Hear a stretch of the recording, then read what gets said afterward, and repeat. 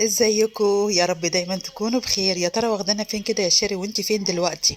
انا بقى يا جماعه نزلت وسط البلد عشان اشوف شويه مشتريات، يعني كده قبل رمضان، يعني قبل ايه الزحمه وكده، زي ما احنا عارفين وسط البلد والعتبه وكده، زي ما انتوا كنتوا شايفين واقفه في قلب الشام. عشان ايه؟ ولادي قالوا لي شوفي لنا اكل، هات لنا شاورما. شوف انت هتجيبي ايه؟ انت مش سايبه لنا اكل خالص يا ماما في البيت. وانا دخلت المخبز دوت بتاع الايه المعجنات، زي ما احنا شايفين بقى كده، الفينو وباتون ساليه وكل حاجه عاملها. يعني صراحه عنده تشكيلات جميله قوي. فبقى ايه دلوقتي هنشوف العشاء اللي انا جبته من قلب الشام. يا ترى هو انا جبت لهم شاورما ولا جبت لهم ايه؟ بنتي بقى هي بتقول لكم ازيكم. يا ترى كده ماما جايبه لنا ايه بقى النهارده للعشاء؟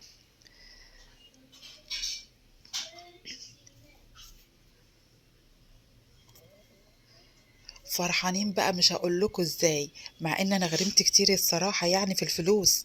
الاسعار كلها غاليه طبعا. ايه يعني انت هتشتري الحاجه على ما تعمليها في البيت بتبقى انت بتشتريها دلوقتي كل حاجه زادت الضعف.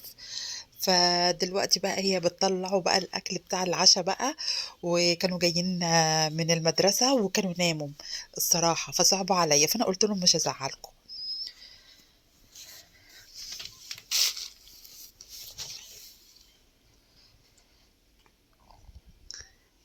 وادي كمان فينو انا جبته من المخبز اللي انا كنت فيه.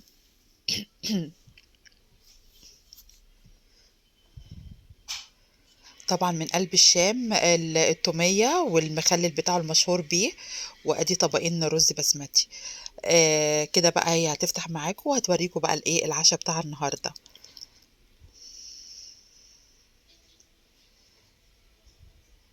مش هقول لكم ازاي هم فرحانين فرحانين باكل الجاهز.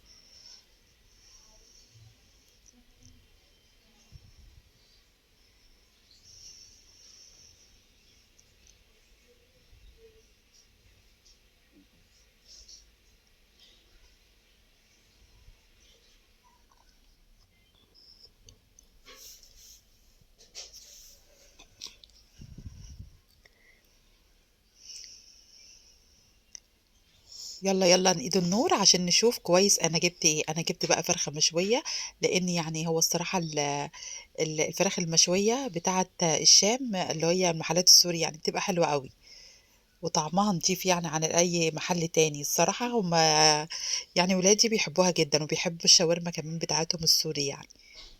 ما كانتش اتشهرت يعني في أنحاء العالم الشاورما.